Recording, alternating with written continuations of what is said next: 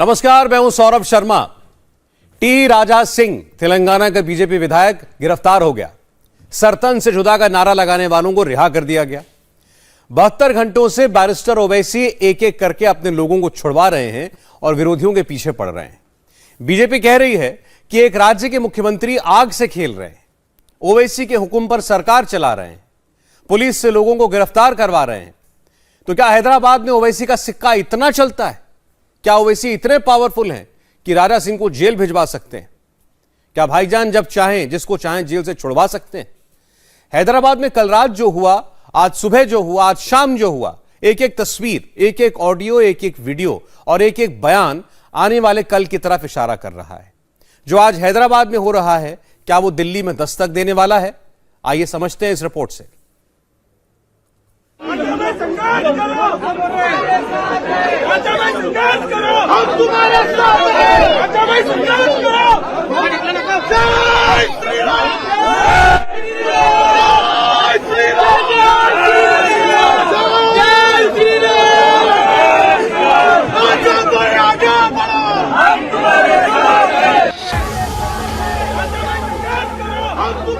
राजा सिंह की एक बार फिर गिरफ्तारी।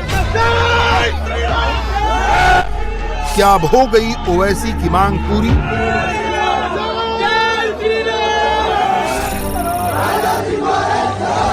ओवैसी एंड सपोर्टर्स की डिमांड ही थी, राजा को अंदर करो। तो क्या हैदराबाद वाला मामला रफा दफा हो गया या अब शुरू होगा असली खेल? किसी भी हालत में राजा सिंह को जेल में डाला जाए, या तड़ीपार किया जाए या पीडीआर डालकर उसको जेल में रखा जाए। राजा सिंह तो अंदर चला गया, सरतन से जुदा वाले अभी भी बाहर हैं। तो क्या अब शुक्रवार को जुमे वाले दिन भी माहौल खराब करने की तैयारी है?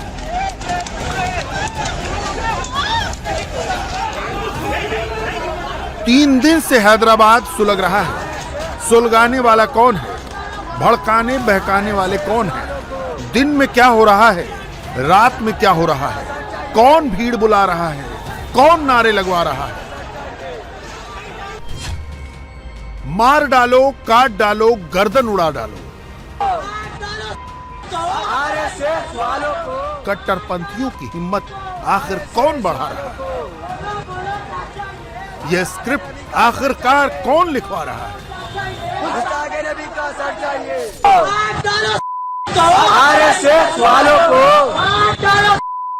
आरएसएस वालों को गुस्ताखे नबी का असर चाहिए, गुस्ताखे नबी का असर चाहिए। आरएसएस वालों को, आरएसएस वालों को, आरएसएस वालों को। मोदी को धमकी, पुलिस वालों को धमकी। हैदराबाद का एमएलए सुधर जाओ नहीं तो सुधार देंगे, काला कहता है। पीछे हट जाओ नहीं तो मार देंगे। कैमरे पर गुंडागर्दी, सड़क पर गुंडागर्दी, देश जला देने की, आग लगा देने की चुनौती। मैं नरेंद्र मोदी को, ये भाजपा हुकूमत को ये अपील तो नहीं करूंगा, इंटीमेट करूंगा, गर राजा सिंह के खिलाफ यूएपीए एक्ट नहीं लगा जाएगा, इसको तड़ी पार नहीं किया जाएगा, इसको फांसी के तख्ते पर नहीं लटकाया जाएगा, इसको कैफरे किरदार तक नहीं पहुंचाया जाएगा। हम खामोश बैठने वाले नहीं है। रसूलुल्लाह की गुस्ताखी अगर तू करेगा, इस्लाम की शान में तौहीन करेगा, फिर अमन बाकी नहीं रहेगा हिंदुस्तान का, फिर अमन और शांति बरकरार नहीं रहेगी। तो क्या 3 दिन से भीड़ आ नहीं रही? भीड़ को जबरन लाया जा रहा है? क्या गला काटने वाले नारे अपने आप नहीं लग रहे? उन नारों को लगवाया जा रहा है।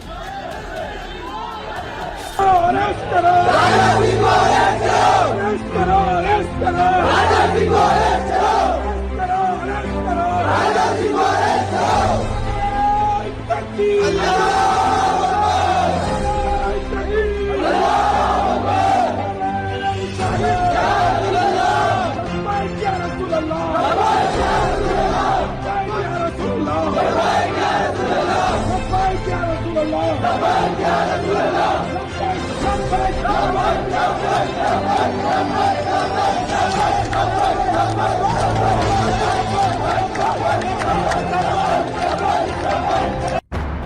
इस पूरे हंगामे के पीछे सबसे बड़ा नाम है ओवैसी भाईजान। सब कुछ उन्हीं के इंस्ट्रक्शन पर हो रहा है, ये हम नहीं कह रहे।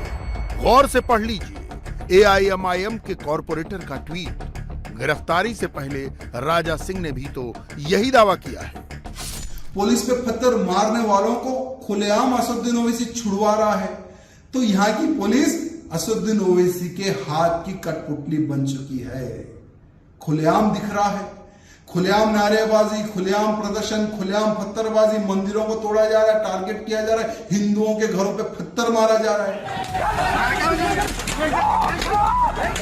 पुलिस आती है, एक्शन होता है, तो क्या पत्थर बरसाने का, हमले करवाने का पहले से ऑर्डर होता है? क्या कैमरे पर AIMIM का कॉरपोरेटर सिर्फ दिखावे के लिए तमाशा करता है?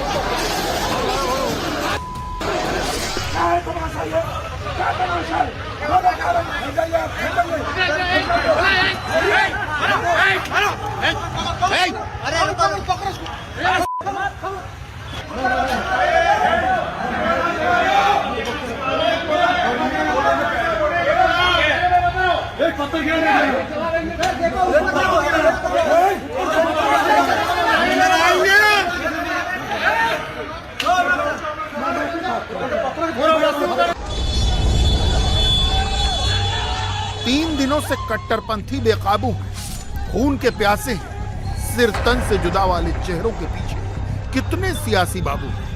हिंदू मुसलमान के नाम पर हेट इंडिया वाला जो प्रोपेगेंडा चलाया जा रहा है, जिस तरह मुसलमानों को भड़काया जा रहा है, वो तो सिर्फ ट्रेलर है। जुमे वाली असली पिक्चर अभी बाकी है। हैदराबाद की पुलिस एक्शन तो ले रही है, घर में घुस कर, गली मोहल्लों में दौड़ा कर उत्पात मचाने वालों को धर पकड़ रही है, किसी को नहीं छोड़ रही।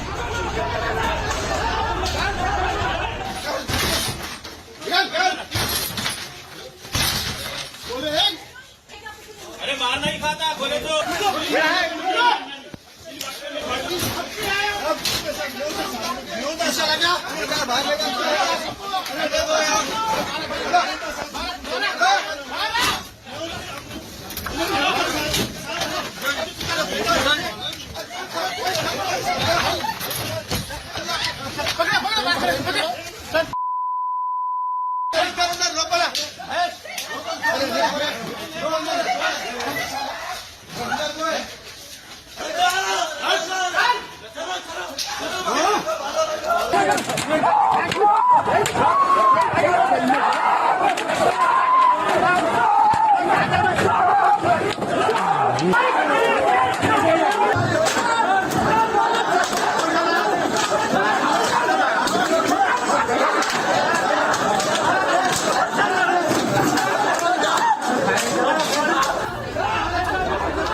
अगर आप ये सोच रहे हैं कि कहानी ही खत्म हो गई, तो ऐसा बिल्कुल नहीं। ये शुक्रवार से पहले का टीजर है, असली पिक्चर कल रिलीज होगी। सिर्फ हैदराबाद में नहीं, देश के अलग अलग हिस्सों में जहरीली तकरीर।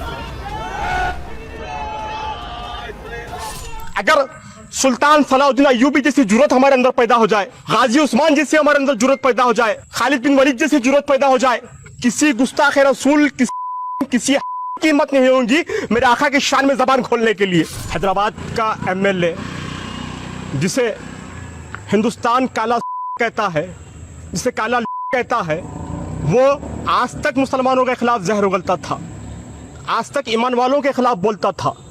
हिंदुस्तान का मुसलमान खामोश था।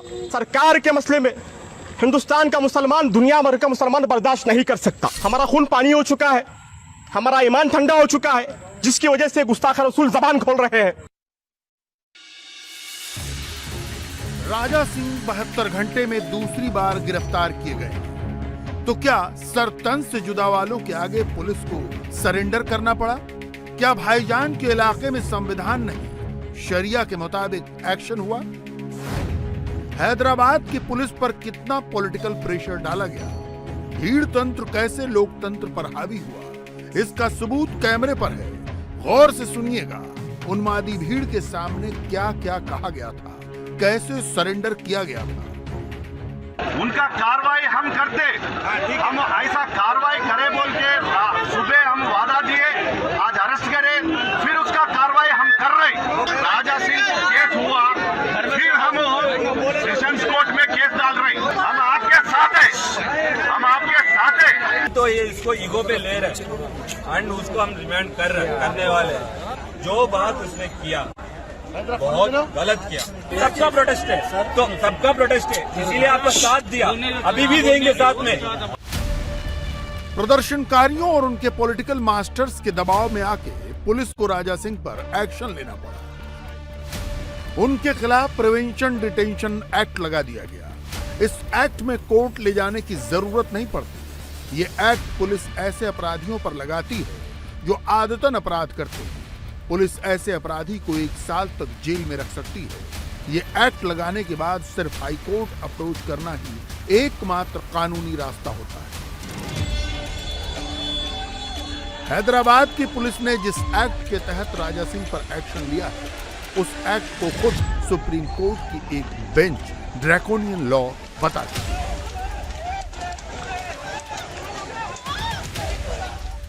मगर चूंकि भाईजान का ऑर्डर था, उपद्रवियों का कट्टर स्लोगन था, इसलिए आनन फानन में फैसला ले लिया गया।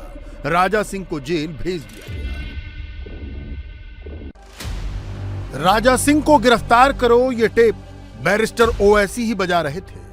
राजा सिंह के खिलाफ पीडी एक्ट लगाओ, ये डिमांड भी भाईजान की ही थी। दोनों ही हो गया। ओवैसी का प्रेशर काम कर गया। कुछ लोग भारत को एक शरिया कानून स्थापित करना, ये 2 तरह के चल रहे हैं। और अब भारत संविधान के तहत चलेगा या सर तन से जुदा होगा, ये नारे के साथ चलेगा। ओवैसी की पार्टी और ओवैसी जी तो वही काम कर रहे हैं जो खुल करके अब सामने आ गया। इस दौरान खुद ओवैसी ट्विटर पर क्या फैला रहे थे, सबूत आपके सामने है। भाईजान ने गुरुवार रात 2:31 पर बैक टू बैक 3 ट्वीट्स किए। सर तन से जुदा का नारा लगाने वाले 90 उपद्रवियों की रिहाई का क्रेडिट लिया। बैरिस्टर ओवैसी ने अपने ट्वीट में साफ साफ कहा, उन्हीं के कहने पर भड़काऊ नारेबाजी करने वालों को पुलिस ने छोड़ा। सोचिए, पुलिस जिन हुड़दंगियों को पकड़ कर ले गई, भाईजान के एक फोन कॉल पर उन्हें छोड़ दिया गया। कहानी यहीं खत्म नहीं हुई। ओवैसी साहब ने तो बाकायदा रिहा किए गए लड़कों से आधी रात को फोन पर बात की, बधाई भी दी। घर का दरवाजा तोड़ के हम घुमा लेके गनशन मतीन भी है ना, 3 भी है ना उसमें। जी हाँ, मतीन भी, इरफान रियाज भी है ना। जी हाँ, एहतेशाम में चलिए जी। और भाई बहुत बुरा हुआ। वो मालूम होते कि मैं मुजफ्फर को बोला। जी हाँ, जो आके मुजफ्फर कोऑपरेटर साहब और समस्त कोऑपरेटर साहब आके हम लोग रिहा करे, और आपका बहुत बहुत शुक्रिया, जज़ाकल्लाह। अब जाओ, 1:30 बज गया, सुबह 1:30 बज रहे, अब जाओ घर में परेशान होंगे। जी इंशाल्लाह मुजफ्फर समझ लिया कि आप घर पे छोड़ देंगे।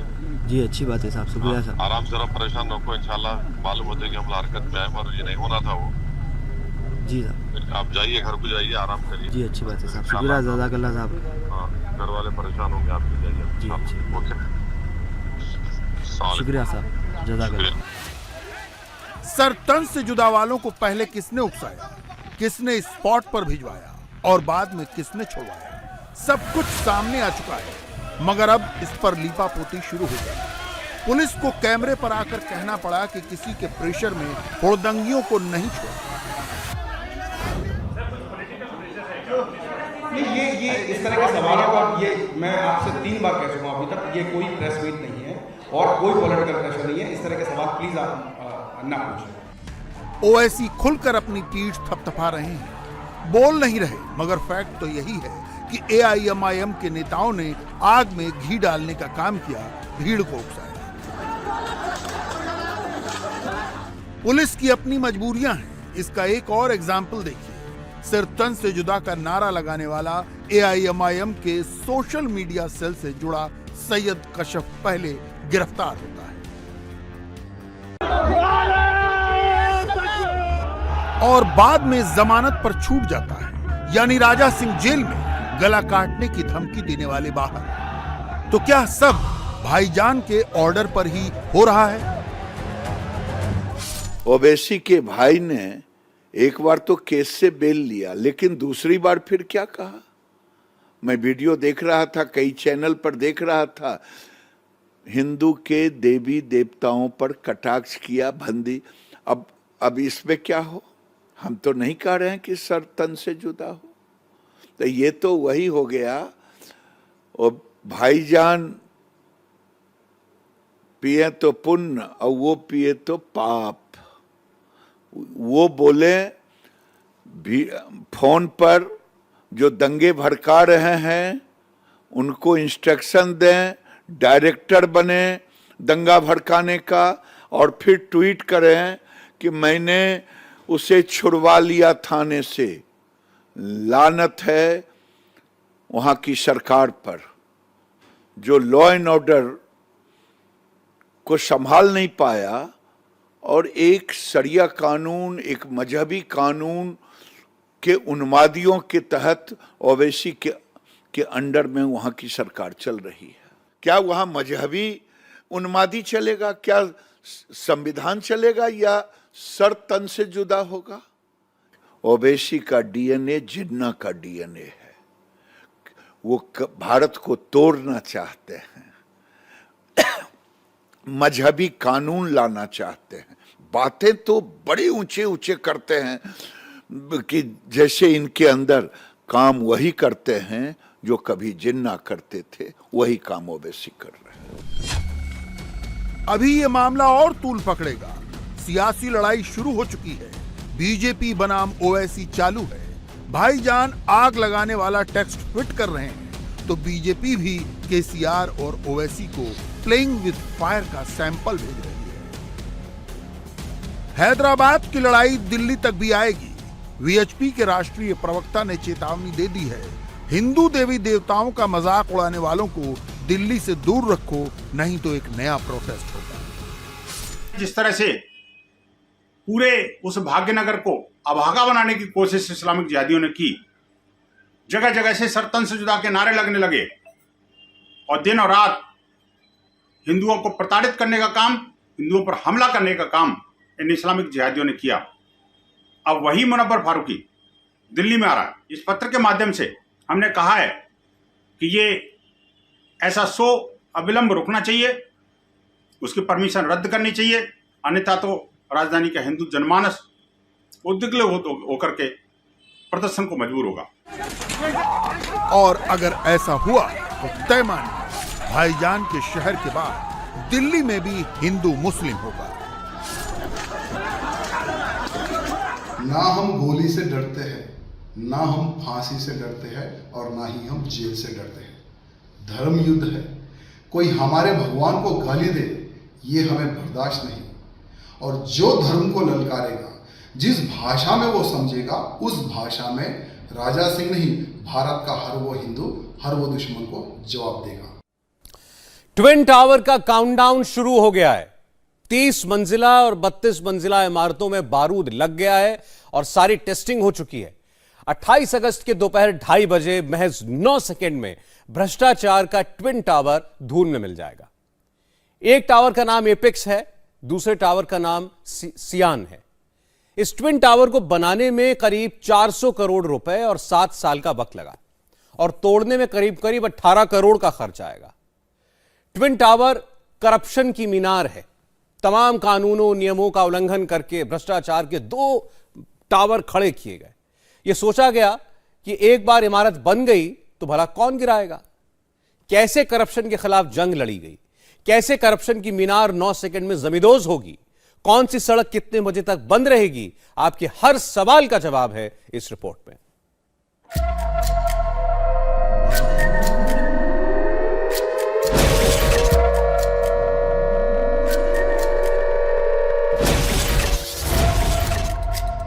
ये भ्रष्टाचार का ट्विन टावर है। कुतुब मीनार से भी ऊंचा करप्शन का सबूत।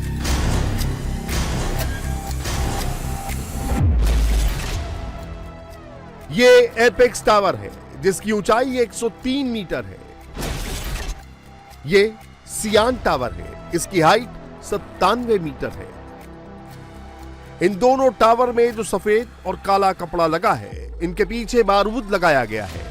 ये सफेद और काले कपड़े ही आसपास की इमारतों को मलबे से बचाएंगे।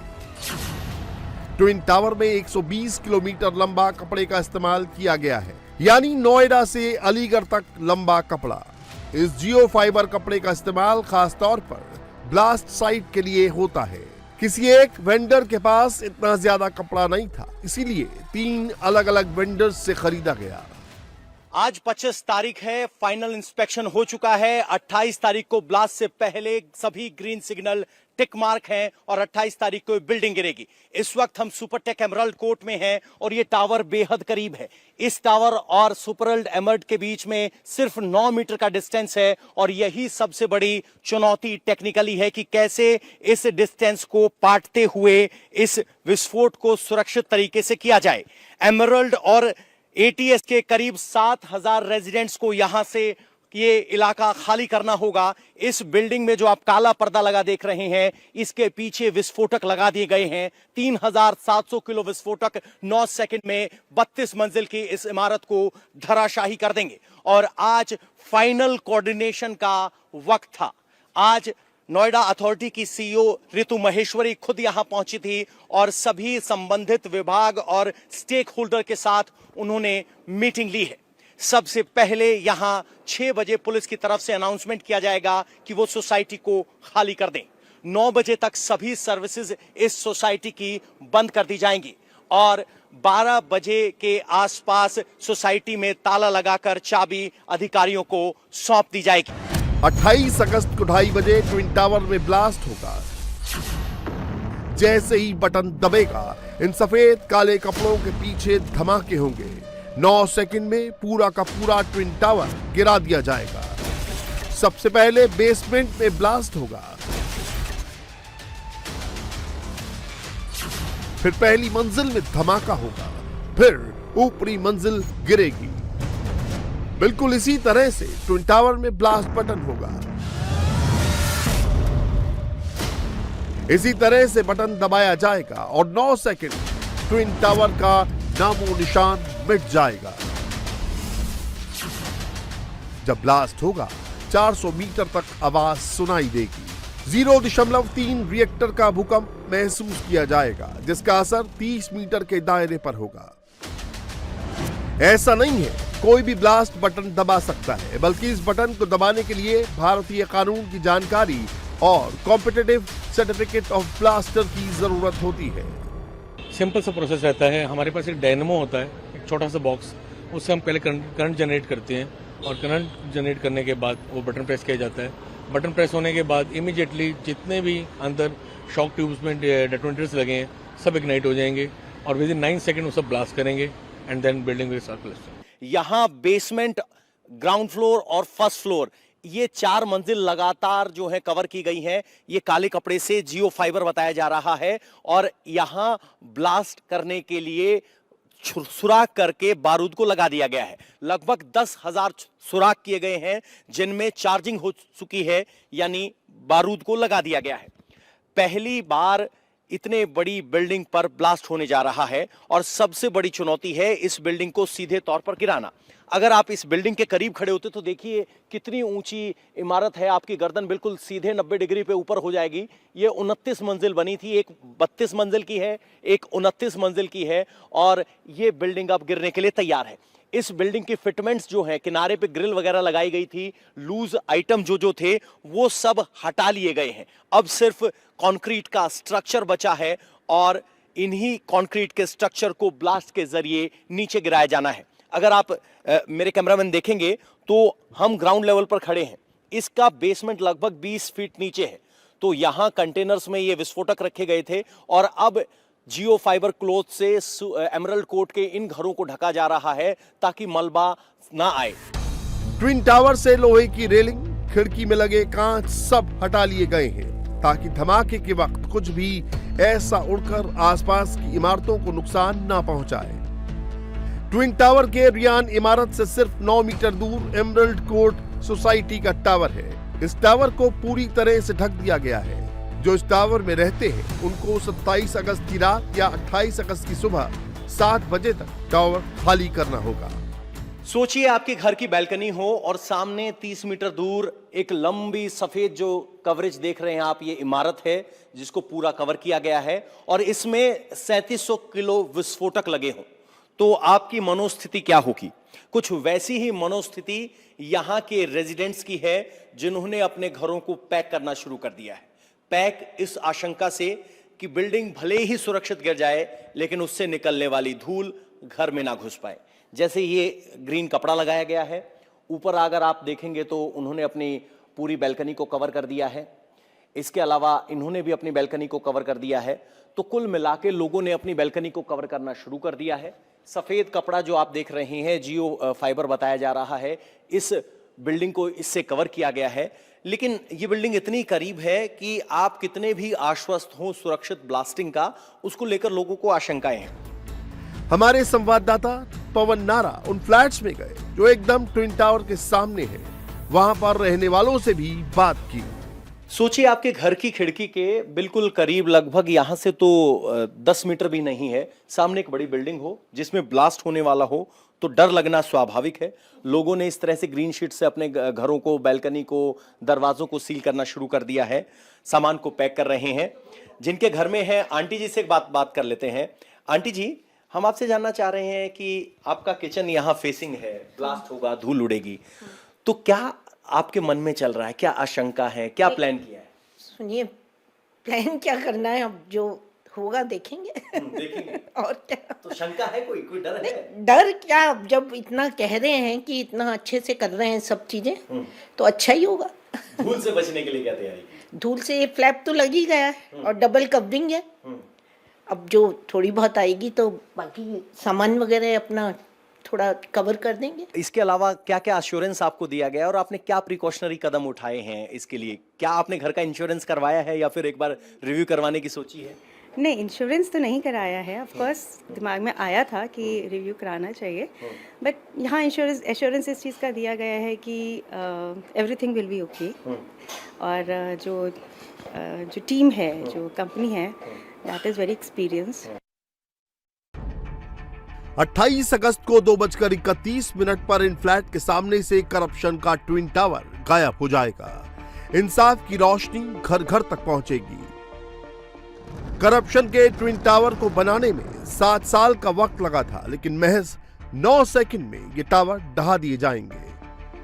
जब ये टावर गिरेंगे तो महीनों तक सफाई अभियान चलेगा।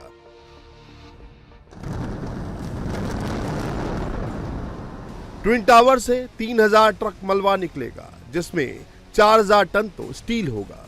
मलबा साफ करने में कम से कम 3 महीने का वक्त लगेगा। जो मलबा निकलेगा उसकी कीमत 13 करोड़ तक की होगी, जबकि इस टावर को गिराने में लगभग 17 करोड़ 55 लाख रुपए का खर्च आएगा। जेट कंपनी को ट्विन टावर गिराने का काम मिला है। इससे पहले इस कंपनी ने कोची के मराडू की बिल्डिंग को कंट्रोल विस्फोट से गिराया था। 2 साल पहले चंद सेकंड में कोची की अवैध इमारत गिरा दी गई थी।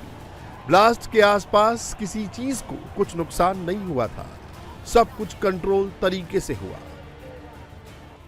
साल 2018 में दक्षिण अफ्रीका के लिस्बन में 31 मंजिल बैंक को गिराया गया था। उस वक्त 894 किलो विस्फोटक का इस्तेमाल किया गया था।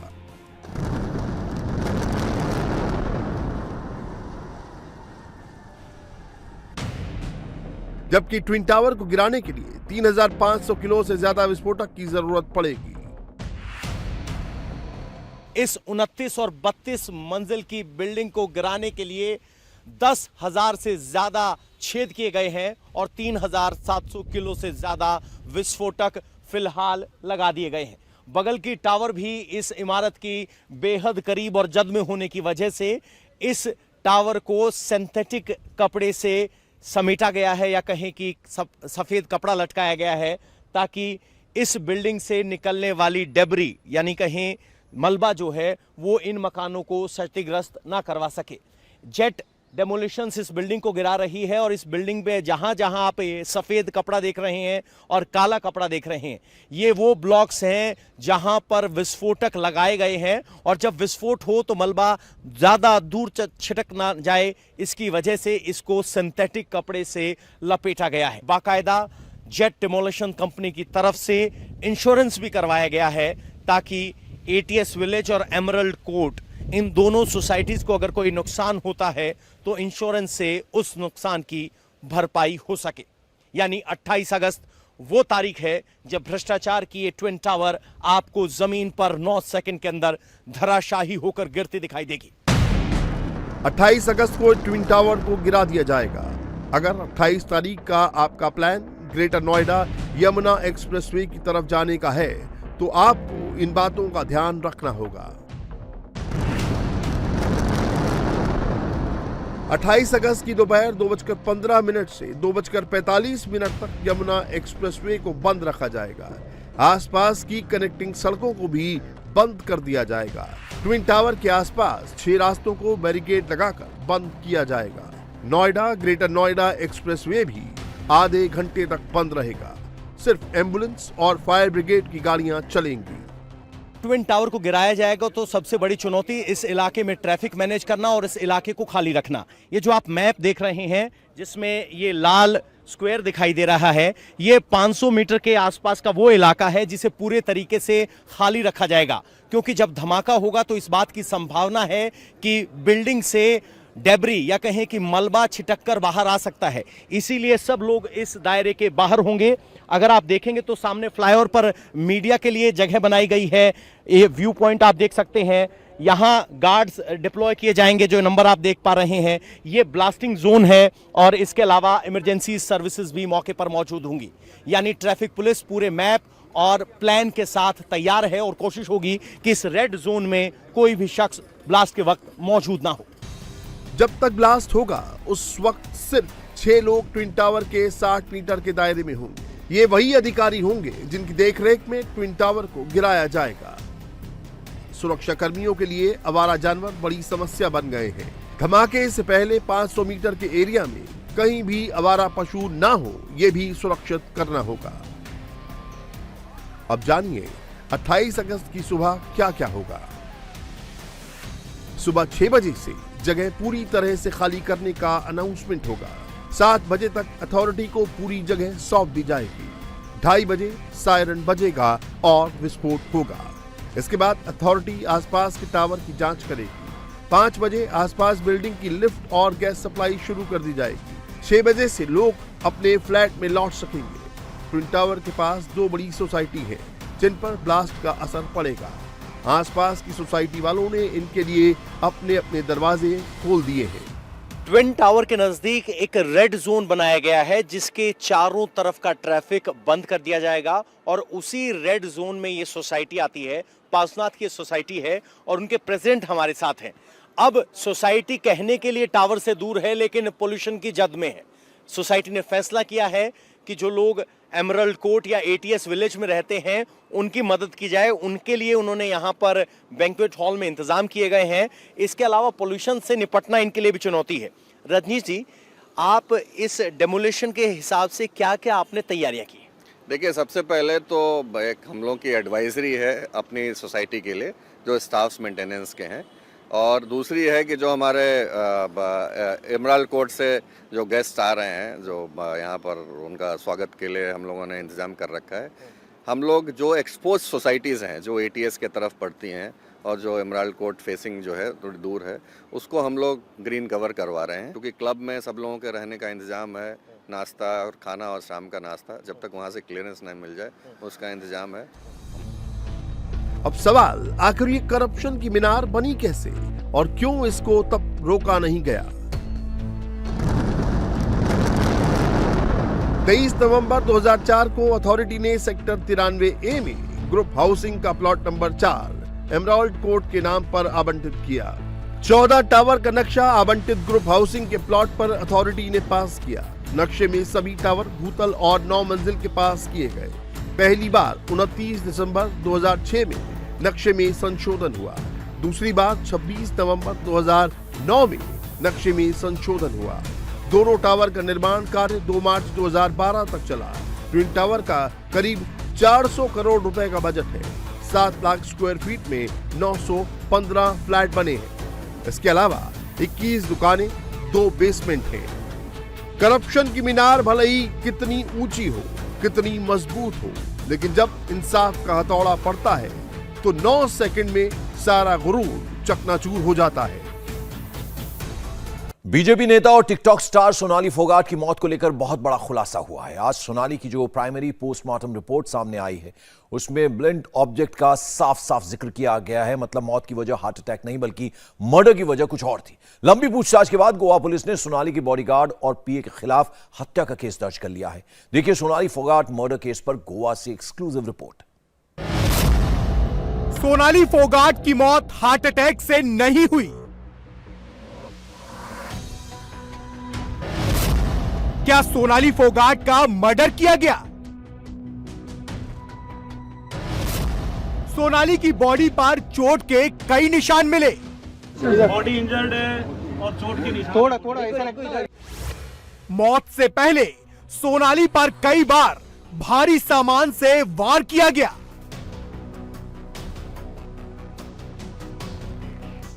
बीजेपी नेता सोनाली फोगाट की पोस्टमार्टम रिपोर्ट चीख चीख कर बता रही है यह हार्ट अटैक नहीं बल्कि मर्डर है। सोनाली की प्राइमरी पोस्टमार्टम रिपोर्ट में डॉक्टर्स ने बॉडी पर ब्लंट ऑब्जेक्ट का जिक्र किया है।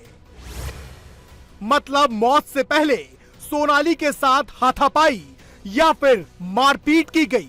किसी भारी सामान से उसके शरीर पर हमला किया गया। सोनाली की बॉडी पर कट का कोई निशान नहीं है। मतलब किसी धारदार हथियार का इस्तेमाल बिल्कुल नहीं किया गया। बॉडी इंजर्ड है और चोट के निशान थोड़ा ऐसा लगता है। हमारी मांग यही है कि जिस तरह ये अब केस दर्ज हुआ है, एफआईआर दर्ज हुई है, उसी के बेस पे कार्रवाई हो और हमें हमारी बहन को न्याय मिल सके। मतलब जिस बात का जिक्र परिवार पहले दिन से कर रहा था वो अब सच साबित होती दिखाई दे रही है। सोनाली फोगाट की मौत मामले में पीए सुधीर सांगवान और बॉडीगार्ड सुखविंदर पर हत्या का केस दर्ज कर लिया गया है। दोनों को हिरासत में लेकर पुलिस पूछताछ कर रही है। उम्मीद है जल्द इस केस में बड़ा खुलासा हो सकता है। सोनाली फोगाट के इस वीडियो को देखिए।